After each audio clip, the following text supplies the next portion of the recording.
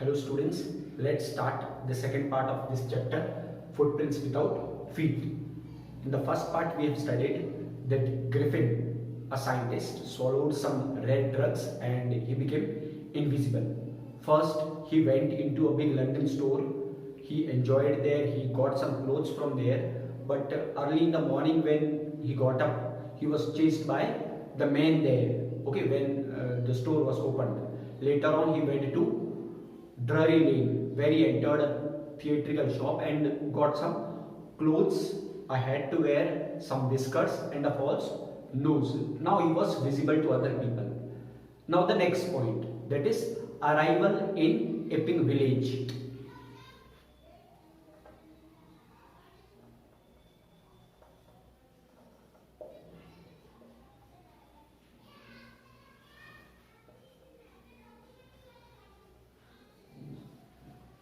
Actually, Griffin wanted to get away from that crowded place, London. So he came to the village of Epping. He booked 2 rooms there in that local inn. The arrival of such a strange man with a strange appearance became the talk of the town or talk of the village, you can say. Every person there started talking about Griffin. Mrs. Hall, the innkeeper actually, the landlord, tried to be friendly with her guest, but Griffin told that he doesn't want to be disturbed. He wanted to be left alone. So, Mrs. Hall, the landlady, okay, she thought that this person is an eccentric scientist. She didn't mind the stranger's habits and his irritable temper. Griffin, later on what happened? Griffin's cash finished. He was having some cash and that was finished. He told a lie that within few days he is expecting a check at any moment. Okay, so this was what is this in point. Next point is clergyman burgled.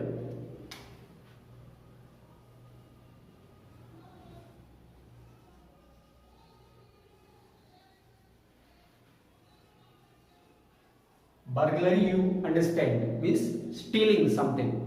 Okay, so a strange episode occurred. What strange episode? A clergyman and his wife were awakened by noises in the study early in the morning, very early in the morning. Now, when they came downstairs and heard the chink of money, okay, being taken away from the desk, just out of the desk, with poker in his hand, a long rod in his hand, the clergyman flung open the door. He shouted, "Surrender!" Okay, but he was surprised to see that there was no one. The room was empty. They looked under the desk, behind the curtains, then even they looked up the chimney, but there was no one. So they found the desk open. What they did, they found that the desk was open and the money was missing. They were highly surprised, but they couldn't understand anything what had happened. Okay. The next point is Mrs. Hall's furniture shows strange behavior.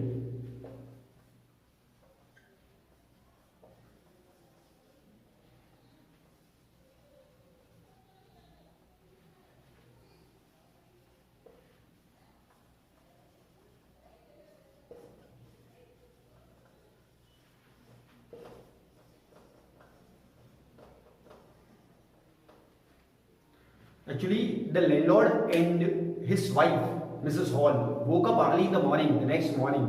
So they found Griffin's door wide open. Usually it remains shut and closed and locked even. They peeped around but found nobody. Then they found that Griffin's clothes and his bandages were scattered. They were lying there. Okay. All of a sudden, Mrs. Hall heard a sniff close to her ear. Then a hat leapt upon and dashed onto his face or onto her face. Then what happened? The chair became alive. They turned away in fear. Then the chair pushed them both out of the room. Okay. Then Griffin slammed the door. Means somebody slammed the door and locked it after them. Mrs. Hall almost fell down the stairs and started crying.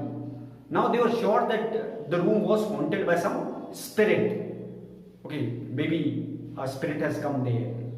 Now, when the news of burglary at the clergyman's home, okay, became known, everyone doubted Griffin's hand in it. The suspicion grew more stronger when Griffin gave or showed them some ready cash.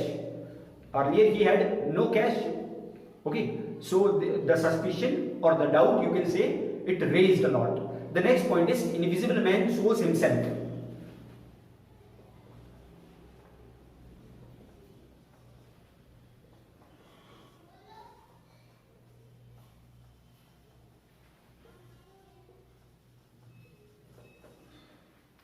See, the next time Mrs. Hall went again to Griffin's room and he was there.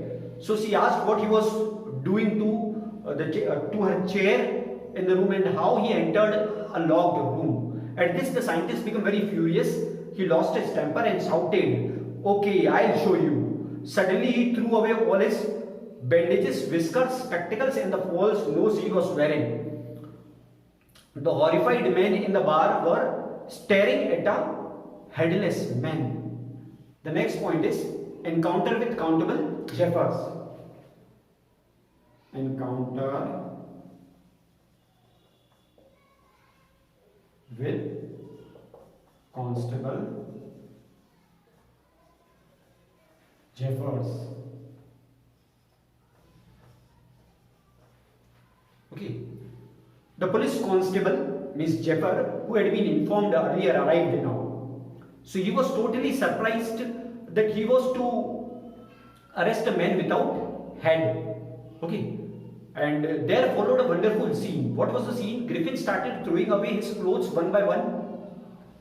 And as he was throwing one by one his garments, he was becoming more and more invisible. Finally, what happened? Some people tried to catch hold of him. And when they were trying to do it, they were beaten by unseen blows that came from nowhere. And in the end, Jeffers, the constable, was knocked unconscious, nervous and excited. People were crying whole day, just they were asking to catch. Griffin was invisible and a free man now. Okay, no one knew where to lay hand on him. So this is your chapter, Footprints Without Feet.